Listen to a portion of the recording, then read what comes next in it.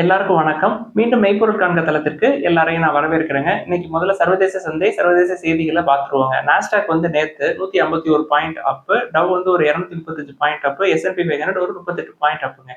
But Trump அவர்கள் வந்து அந்த ரெசிப்ரோக்கல் டாரிஃப் அறிவிச்சதுக்கு அப்புறம் ஃபியூச்சர்ஸ் மார்க்கெட் எடுத்துக்கிட்டோம்னா பயங்கரமா அடி வாங்கி இருந்ததுங்க. டவ் ஃபியூச்சர்ஸ் ஒரு 2% பக்கமா கீழ இறங்கி இருந்துச்சு. நாஸ்டாக் ஒரு 4% டவுனு, S&P 500 ஒரு 3% டவுனுங்க. ஸோ ட்ரம்ப் அவர்கள் அந்த லிபரேஷன் டே அப்படின்னு சொல்றாரு இல்லையா, அதுல டாரிஃப் எல்லாத்துக்குமே அறிவிச்சிருக்காரு. பெரிய நாடுகள் அப்படின்னு எடுத்துக்கிட்டோம்னா பெரும்பாலும் China, European union, Vietnam, Taiwan, Japan, India, south Korea, Thailand, Switzerland இந்த நாடுகள்லாம் வந்து யுஎஸ் இம்போர்ட்ஸ்க்கு எவ்வளவு டாரிஃப் போட்டாங்களோ அதுல பாதி இப்ப ட்ரம்ப் அவர்கள் போட்டிருக்கிறாருங்க. அதாவது மற்ற நாடுகள் இந்த நாடுகள்ல இருந்து யுஎஸ்க்கு இம்போர்ட் ஆகிற குட்ஸுக்கு அவங்க எவ்வளவு இம்போர்ட் டியூட்டி போடுறாங்களோ அதுல பாதி போட்டிருக்கிறாரு. அதே மாதிரி தாங்க இந்தியாவை பொறுத்த வரைக்கும் அவர் என்ன சொல்றாரு, மோடி அவர்கள் எனக்கு நெருங்கிய நண்பர் தான், ஆனாலும் கூட ரொம்ப டாரிஃப் அதிகமா இருக்கு, நான் எல்லாருக்கும் என்ன பண்றேனோ அதே தான் இந்தியாவுக்கும், உங்களுக்கு டிஸ்கவுண்டட் டாரிஃப் வந்து 26% அப்படின்னு சொல்லிட்டாருங்க. சரி, மற்ற நாடுகளுக்கு எல்லாம் என்ன பண்றாரு அப்படின்னா, மற்ற நாடுகள் 10% போடுவாங்கல்ல யூஎஸ் இம்போர்ட்ஸ்க்கு, அதே மாதிரி அவங்களுக்கு 10% வந்து இம்போர்ட் டியூட்டி போட்டிருக்காரு. வெனிசுவேலாவுக்கு மட்டும் ஒரு 15% போட்டிருக்காருங்க இம்போர்ட் டியூட்டி. இது போக கியூபா, பெலாரஸ், தென் ரஷ்யா இந்த நாடுகளுக்கெல்லாம் எந்த ரெசிப்ரோக்கல் டாரிஃபும் அறிவிக்கல. ஏன் அப்படின்னா அவங்களுக்கு ஏற்கனவே சாங்ஷன்ஸ் போட்டிருக்காங்க யுஎஸ்ஏ, அதனால ரெசிப்ரோக்கல் டாரிஃப் அவங்களுக்கு போடல. மெக்சிகோ, கனடா எடுத்துக்கிட்டோம் அப்படின்னா அவங்களுக்கு US Mexico Canada economic corridor அந்த அக்ரிமெண்ட்ல அவங்களுக்கு என்ன டாரிஃபோ அதை வந்து ஃபாலோ பண்றாங்க. அடுத்து ஜப்பான் நாட்டு சந்தைன்னு எடுத்துக்கிட்டோம்னா நான் காலைல பாக்குறப்போ ஒரு 1000 பாயிண்ட் கீழே இறங்கிட்டு இருந்தது. கிட்டத்தட்ட 8 மந்த் லோல ட்ரேட் ஆகிட்டு இருக்கு. ஒரு 3% பக்கமா கீழே இறங்கி இருந்ததுங்க. கடைசி 2 நாள் பிளாட்டா இருந்தது. அதுக்கு முதல்ல ஒரு 4% மொத்தம் இந்த வாரம் மட்டுமே ஒரு 7-8% பக்கமா ஜப்பான் மார்க்கெட் கீழே விழுந்துருச்சு. ஜப்பானுக்கு டாரிஃப் அப்படின்னு பாத்தீங்கன்னா 24% ரெசிப்ரோக்கல் டாரிஃப் போட்டிருக்காரு. இது வந்து ஜப்பான் வந்து யூஎஸ் இம்போர்ட்க்கு போடுறதுல பாதிங்க.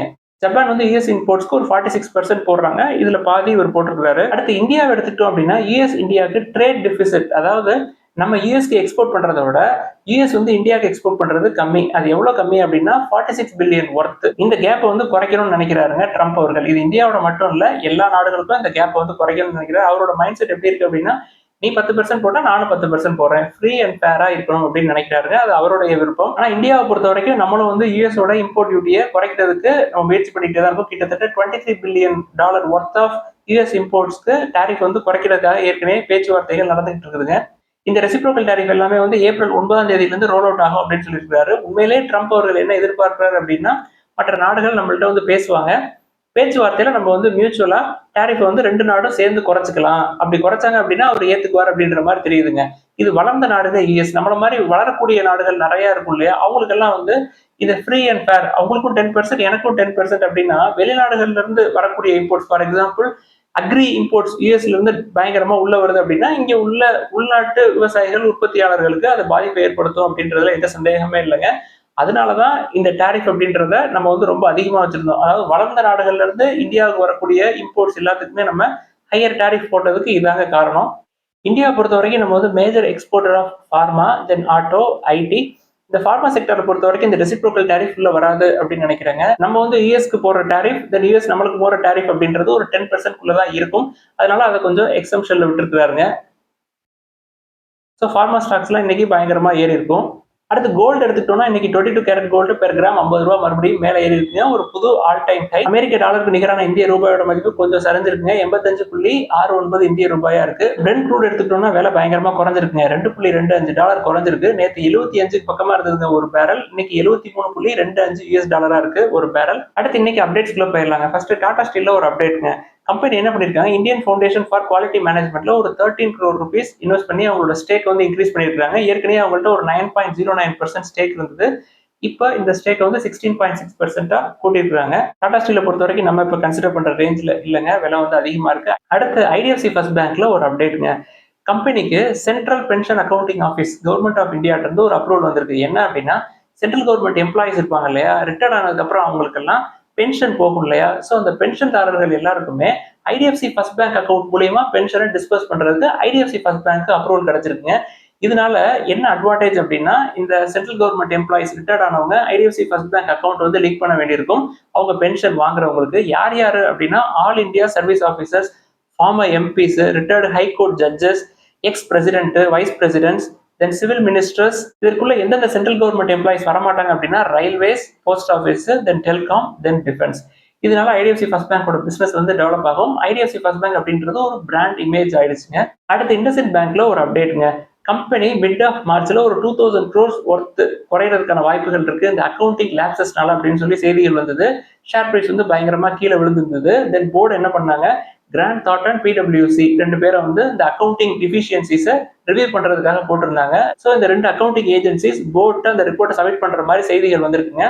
ஸோ நம்மளுக்கு சீக்கிரமே அந்த ரிப்போர்ட் கிடைச்சிடும்னு நினைக்கிறேன். அதே மாதிரி இண்டஸ்இண்ட் ஹோல்டிங்ஸ் வந்து ரிலையன்ஸ் கேபிட்டல் அக்வயர் பண்ண செய்தியை வந்து சொன்னோம் இல்லையா. ஸோ ரிலையன்ஸ் கேபிட்டல்ல ஃபுல் கண்ட்ரோல் எடுத்து அதில் வேலை பார்க்க ஆரம்பிச்சிட்டாங்க. சமீபத்தில் இண்டஸ்இண்ட் ஷேர் ஹோல்டர்ஸ் எல்லாருக்குமே ஒரு சில ஆட் எல்லாம் வந்திருக்கும். ரிலையன்ஸ் நிப்பான் இன்சூரன்ஸ்ல இருந்து நிறைய ஆட் எல்லாம் வந்திருக்கும். ஸோ அவங்க வேலையை ஆரம்பிச்சிட்டாங்க அப்படின்றத அதுல இருந்தே நீங்க தெரிஞ்சுக்கலாம். அடுத்து சவுத் இந்தியன் பேங்க் ஃபினான்ஷியல் 25க்கான அப்டேட் வந்து கொடுத்துருக்காங்க. கிராஸ் அட்வான்சஸ் 10% ஏறி இருக்கு அப்படின்னு சொல்றாங்க. அந்த கிராஸ் அட்வான்சஸ் அப்படின்றது என்னன்னா, பேங்கோட பிரைமரி பிசினஸ் என்ன, லோன் கொடுக்குறது, credit access. So loan facility then credit facility 10% அவங்களோட பிசினஸ் வந்து டெவலப் ஆயிருக்கு. டெபாசிட்ஸ் எடுத்துக்கிட்டீங்கன்னா ஃபினான்ஷியல் 25 பொறுத்த வரைக்கும் 5.5% க்ரோ ஆயிருக்குங்க. ஸ்லோயர் ஃபேஸ்ல தான் க்ரோ ஆயிருக்குது. இப்போதைக்கு அவங்களோட லோன் புக் அப்படின்னு எடுத்துக்கிட்டோம்னா 1,08,000 கோடியா இருக்குங்க. கம்பெனி வந்து இப்போ நல்ல வேல்யூவேஷன்ஸ்லாம் இருக்கு. மேபி 21 வரைக்கும் இறங்குறதுக்கு சான்சஸ் இருக்கும். ஸோ மினிஸ்கூல் குவான்டிட்டிஸ்ல கன்சிடர் பண்றதுக்கு நல்ல சான்ஸ்ங்க. அடுத்து ஆதித்யா பிர்லா கேபிட்டல்ல ஒரு அப்டேட்ங்க. கம்பெனியோட சப்சிடரி ஆதித்யா பிர்லா பினான்ஸ் வந்து ஆதித்யா பிர்லா கேபிட்டலோட மெர்ஜ் பண்றதுக்கு March 24 NCLTA அப்ரூவல் கிடைச்சதுங்க. ஸோ இந்த மெர்ஜர் அப்படின்றது கம்ப்ளீட் ஆயிடுச்சு. எஃபெக்டிவ் டேட் வந்து April 1, 2025. கம்பெனி இப்பயும் நல்ல வேல்யூவேஷன்ஸ்ல தாங்க இருக்கு. பிரைஸ் டு புக் தான் கொஞ்சம் கூட இருக்கு. ஸோ கீழே இறங்கி வர்றப்ப நம்ம கன்சிடர் பண்ணலாம். இப்பயும் கூட நல்ல வேல்யூவேஷன்ஸ்ல தாங்க இருக்கு. அடுத்து டாடா கேபிட்டல்ல ஒரு அப்டேட்ங்க. கம்பெனி என்ன பண்றாங்க, இண்டஸ்பேஸ் அப்படின்ற ஒரு ஸ்டார்ட் அப் கம்பெனில $5 பில்லியன் இன்வெஸ்ட் பண்றாங்க. அந்த கம்பெனி என்ன பண்றாங்க அப்படின்னா ஐடி செக்யூரிட்டி சொல்யூஷன்ஸ் டீல் பண்றாங்க. குறிப்பா இந்த சைபர் செக்யூரிட்டி ரிலேட்டட் ஆக்டிவிட்டீஸ்ல அந்த இண்டஸ்பேஸ் அப்படின்ற நிறுவனம் வேலை பார்க்கறாங்க. அடுத்து பாண்ட்ல இன்வெஸ்ட் பண்றதுக்கு ஒரு 2 ஆப்ஷன் கிடைச்சிருக்கு. ஃபர்ஸ்ட் ஆப்ஷன் வந்து யுக்ரோ கேபிட்டல். மேக்ஸிமம் இன்வெஸ்ட்மெண்ட் பாத்தீங்கன்னா 10,000. என்னைக்கு வரைக்கும் நீங்க அப்ளை பண்ணலாம் அப்படின்னா April 21 வரைக்கும் அப்ளை பண்ணலாம். மினிமம் கூப்பன் ரேட் வந்து 10%, மேக்ஸிமம் கூப்பன் ரேட் வந்து 10.5%. பெஸ்ட் என்ன அப்படின்னா 18 மந்த்ஸ்க்கு 10% ஈல்டு வர்ற மாதிரி நம்ம அப்ளை பண்ணலாம். ரேட்டிங் பாத்தீங்கன்னா A+ ரேட்டிங், சிங்கிள் A தான். அடுத்து எஸ்எம்சி குளோபல் செக்யூரிட்டிஸ் லிமிடெட்ல பாண்ட் வந்து இஷ்யூ பண்ணிருக்காங்க. ரேட்டிங் வந்து A ரேட்டிங் தான். Minimum investment 10,000, maximum coupon rate 10.50%, minimum coupon rate வந்து 10%. அப்ளை பண்றதுக்கு April 17 தான் கடைசி தேதி. அப்ஸ்டாக்ஸ்ல இது ரெண்டுமே எனேபிள் ஆயிருக்குங்க. அது போக உங்களோட புரோக்கரேஜ் நிறுவனங்கள்ட்டையும் கேளுங்க, பாருங்க. அப்ளை பண்ண முடிஞ்சா அப்ளை பண்ணுங்க. இது வந்து பாண்ட்ல ஒரு மினிமம் இன்வெஸ்ட்மெண்ட்ஸ் போட்டு பழகிறதுக்கு இதெல்லாம் வந்து ஒரு நல்ல வாய்ப்பா இருக்கும் அப்படின்னு நான் நினைக்கிறேன். அடுத்து இன்னைக்கு கேள்விகளுக்குள்ள போயிடலாங்க. ஃபர்ஸ்ட் தாமஸ் குக் அப்படின்ற நிறுவனத்தை பத்தி கேட்டிருக்காங்க. சார், இந்த கிளப் மஹிந்திரா அப்படின்ற நிறுவனம் வந்து ஓவர் வேல்யூடா இருக்கு, அதுக்கு வெயிட் பண்றதுக்கு அதே செக்டார்ல இருக்கிற இந்த தாமஸ் குக் இந்தியா நிறுவனம் வந்து நல்ல வேல்யூவேஷன்ல இருக்க மாதிரி தெரியுது சார், அதை பத்தி டிஸ்கஸ் பண்ணுங்க அப்படின்னு சொல்லியிருந்தாங்க. உண்மையிலே நல்ல நிறுவனம் மாதிரி தெரியுதுங்க. முக்கியமா எதை சொல்றேன் அப்படின்னா அந்த கம்பெனியோட ப்ரொமோட்டர் ஃபேர்பிரிட்ஜ் கேபிட்டல் அப்படின்றவங்க யார் அப்படின்னா ஃபேர்ஃபாக்ஸ் ஃபினான்ஸ் இருக்கு இல்லையா, அவங்க தான். ஃபேர்ஃபாக்ஸ் ஃபினான்ஸ்ங்கிறது யாருன்னா ஐசிஐசிஐ லம்பார்ட்ல அவங்களும் வந்து ஒரு டிசைரபிள் போர்ஷன் ஆஃப் ஸ்டேக் வந்து வச்சிருக்காங்க. அவங்க நல்ல ப்ரொமோட்டர் தான். அவங்களை பத்தி ஐசிஐசிஐ லம்பார்டை பார்த்தப்பயே அந்த ப்ரொமோட்டரையும் பத்தி நம்ம பார்த்து வச்சிருக்கோங்க. கம்பெனியோட வேல்யூவேஷன்ஸ் பார்த்தோம்னா பிரைஸ் டு earnings 26 இருக்குங்க. பிரைஸ் டு புக் 3ல இருக்கு. டெட் டு ஈக்விட்டி 0.11 இருக்கு. வேல்யூவேஷன்ஸ் அப்படின்னு பாத்தீங்கன்னா ஓரளவுக்கு நம்மளுக்கு மேட்ச் ஆகிற மாதிரி தாங்க இருக்கு. 30 கீழே இருக்கு. Price to book 3. நம்ம வந்து செக்டார் வைஸ் கம்பேர் பண்ணோம் அப்படின்னா இது நல்ல வேல்யூவேஷன் மாதிரி தான் தெரியுது. டெட் டு ஈக்விட்டியும் கம்மியா தான் இருக்கு. எஃப்ஐஐஸ் மெதுவா அவங்களோட ஸ்டேக்கை கூட்டுறாங்க. போன டிசம்பர் 2023ல 1.83% வச்சிருந்தவங்க இப்ப டிசம்பர் 2024 கிட்டத்தட்ட 4.25%க்கு மேல வச்சிருக்காங்க. ப்ரொமோட்டர்ஸும் ரொம்ப ஸ்ட்ராங்கான ப்ரொமோட்டர்ஸ் மாதிரி தெரியுது. 63% பக்கமா வச்சிருக்காங்க. 1 இயர்ல 20% கீழே விழுந்திருக்கு. கம்பெனி உண்மையிலேயே நல்ல வேல்யூவேஷன்ஸ்ல இருக்கு, நல்ல ப்ராஃபிட்டும் பண்றாங்க. சார் உண்மையிலேயே நம்ம வந்து நன்றிகளை சொல்லணும். நம்ம ஃபியூச்சர்ல இதை வாட்ச் லிஸ்ட்ல ஆட் பண்றதுனாலும் பண்ணலாம். அடுத்து என்சிசி லிமிடெட் அப்படிங்கிற நிறுவனத்தை பத்தி கேட்டிருக்காங்க. Debt to equity 0.15. Okay. Price to earningsும் 16 நல்லா தான் இருக்கு.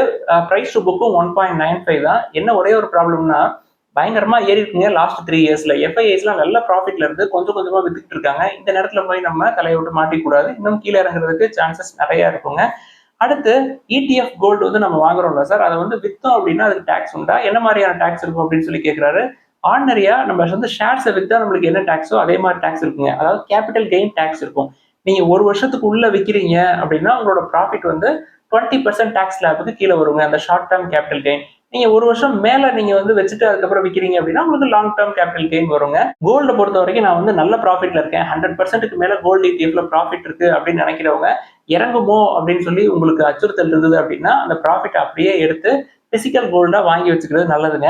அடுத்து ஜி மீடியா நம்ம கன்சிடர் பண்ணலாமா சார் அப்படின்னு சொல்லி கேட்டிருக்காங்க. நோ அப்படின்னு சொல்லி நம்ம ஏற்கனவே முன்னாடியே சொல்லிட்டோம். என்ன காரணம் அப்படின்னா ப்ரொமோட்டர்ஸ் வந்து கிட்டத்தட்ட 90% மேல ஷேர்ஸ் பிளஸ் பண்ணி வச்சிருக்காங்க. அவங்கள்ட்டயே 3% தாங்க இருக்கு ப்ரொமோட்டர் ஹோல்டிங்ஸ். என்ன காரணம் அப்படின்னு பார்ப்போமே. மார்ச் 2020ல கிட்டத்தட்ட 600 கோடி ரூபாய் வரைக்கும் ப்ராஃபிட் பண்ணிட்டு இருந்தவங்க இப்போ ஒரு 190 கோடி தாங்க ப்ராஃபிட் பண்றாங்க. பிசினஸ் வந்து பயங்கரமா குறைஞ்சிருக்கு. இந்த மாதிரி டல் ஆயிட்டு இருக்கிற பிசினஸ் வந்து கன்சிடர் பண்றது நல்ல சாய்ஸே கிடையாதுங்க. அதை விட்டுறலாம். அடுத்து என்எம்டிசி லிமிடெட கன்சிடர் பண்ணலாமா அப்படின்னு சொல்லி கேட்டுருக்கீங்க. நல்ல வேல்யூவேஷன்ஸ்ல தாங்க இருக்கு. பட் 2024 பொறுத்த வரைக்கும் ரெவன்யூ குறைஞ்சிருக்கு. பட் டிவிடெண்டே உங்களுக்கு நல்ல டிவிடெண்ட் கிடைக்குங்க. ஏற்கனவே நீங்க லோயர் பிரைஸ்ல வாங்கிருக்கீங்க அப்படின்னா நீங்க வச்சுக்கலாம். டெட் டு ஈக்விட்டியும் கம்மி தான். 0.13 பக்கமா தான் இருக்கும்னு நினைக்கிறேன். பிரைஸ் டு ஏர்னிங்ஸும் கம்மி தாங்க. 10 ஆர் 11 இருக்கும். அதே மாதிரி தாங்க ஹிண்டால்கோ இதே மாதிரி நல்ல வேல்யூவேஷன்ஸ்ல தான் இருக்கு. பட் டிவிடெண்ட் எடுத்துக்கிட்டீங்கன்னா பெர்சன்டேஜ் ஆஃப் ஈல்டு என்எம்டிசிக்கு அதிகமா இருக்கும்னு நினைக்கிறேன். ஹிண்டால்கோ பொறுத்த வரைக்கும் என்ன ப்ராப்ளம் அப்படின்னா டெட் டு ஈக்விட்டி மற்றபடி price to book price to earnings எல்லாமே நல்ல வேல்யூவேஷன்ஸ்ல தான் இருக்கும். டாடா ஸ்டீலை பொறுத்த வரைக்கும் என்ன பிரச்சனை அப்படின்னா அவங்களுக்கும் டெட் டு ஈக்விட்டி தான். அதுவும் 0.6 0.7க்கு மேலேயே இருக்குங்க. ஸோ டாடா ஸ்டீலை பொறுத்த வரைக்கும் அவங்களுக்கு டிசிஎஸ் பேக்கப் இருக்கு. ஒரு குவார்ட்டருக்கு 10-11,000 கோடி எடுப்பாங்க. அதனால கடனை பத்தி நம்ம கவலைப்படுறது இல்லை. ஹிண்டால்கோ நம்ம கன்சிடர் பண்ணாத காரணம் அதுதாங்க higher debt to equity. But நீங்க என்எம்டிசி கன்சிடர் பண்ணணும்னு ஆசைப்பட்டீங்கன்னா மற்ற ரெண்டை விட இது சேஃப் தான். பட் ரிட்டர்ன்ஸ் வந்து கொஞ்சம் மெதுவாக தான் இருக்கும். அடுத்து டாடா பவர் வந்து கன்சிடர் பண்ற ரேஞ்சில் வந்திருக்குன்னு சொன்னீங்க சார். நம்ம 30 கிட்ட பார்த்தோம். மறுபடியும் கீழே இறங்காம மறுபடியும் மேலே ஏறிடுச்சு அப்படின்னு சொல்லி சொல்றாங்க. ஸோ இந்த குவார்டர் ரிசல்ட்ஸ்ல நான் என்ன எதிர்பார்க்குறேன் அப்படின்னா இயர் ஆன் இயர் ப்ராஃபிட் குறைஞ்சிருக்கும். குவார்டர் ஆன் குவார்டரும் ப்ராஃபிட் குறைஞ்சிருக்கும் அப்படின்னு நான் எக்ஸ்பெக்ட் பண்றேங்க. அது மாதிரி உண்மையிலே நடந்தது அப்படின்னா ஷேர் பிரைஸ் இறங்கும். இறங்குறப்ப நம்ம பிடிப்போம். இதெல்லாம் தாங்க இன்னைக்கு டிஸ்கஸ் பண்ணணும்னு நினைச்சேன். ஏதாவது சந்தேகங்கள் கேள்விகள் இருந்தா எல்லாத்தையும் எழுதுங்க. நம்ம தொடர்ந்து டிஸ்கஸ் பண்ணுவோம். எல்லாருக்கும் நன்றி.